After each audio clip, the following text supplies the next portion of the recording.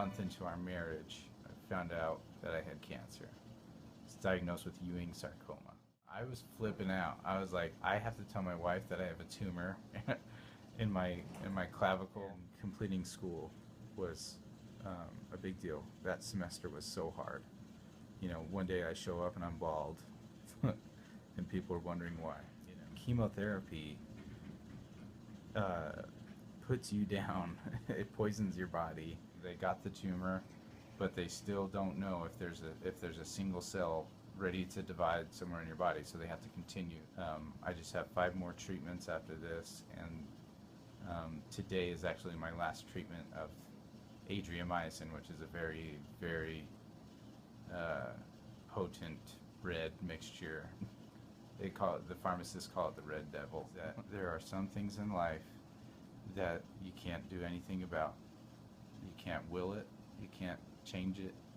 You simply have to endure it. It teaches you patience. It teaches you how to have a positive attitude. If you learn how to have a positive attitude, then pretty much everywhere else in life you're going to be a positive person and you're going to do a lot of good. So we have both grown and gone through a lot in the past 6 months. I'm now cancer free, and she's the one that has been the stronger one, I'd say, the positive aspect of all this, and kept me on the positive road. Throwing up, you know, you're nauseated, all these things. For me, I've been on it so long, some medications I'm not even sure are working anymore. You know, and it's different every week because of that. So, you know, staying in touch with your nurse and your oncology team is vital. When you're in chemotherapy, you have to be in control of your attitude, your emotions, and that has actually been the hardest struggle.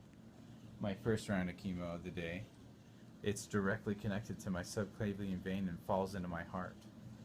In fact, my heart will start to pump quicker simply because it has fluids running through it. So you have to focus on the emotional aspect of everything.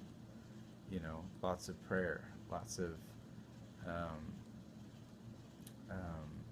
communication if you have a spouse, you know, or whoever your support group is. It takes every person down to the lowest a person can go, because you can only endure.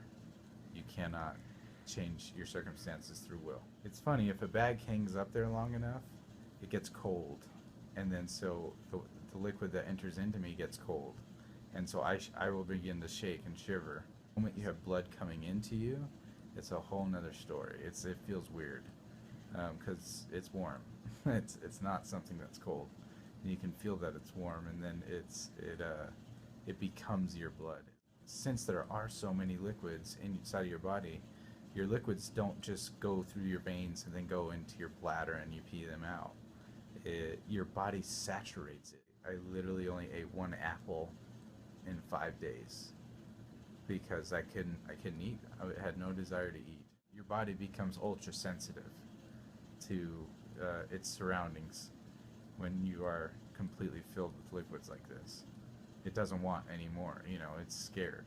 Anxiety comes in. That's why chemo patients and cancer patients are treated for anxiety all the time. 24 hours, you get a full cell divide and you have another cell. It's how they replicate, replenish, it's how hair grows. In fact, that's why I'm bald, is because that doesn't happen anymore for me. They need to run it over 48 hours just to make sure that whenever that cell, that cancer cell, decides to duplicate, and it takes 24 hours, they need to capture that moment and cut it off. And it does hurt. It makes you exhausted because you now have to get over that, and then once it's over, you have to wait. You have to get the rest of the chemo out, then your body has to reboot and say, let's start producing those cells again. And once that happens, then you start feeling better. The biggest milestone is just what she has done, truthfully. And whatever she does affects me because we're married. This whole thing kind of teaches you that you have to live your life based off of faith and not fear. Definitely won't take anything for granted after this.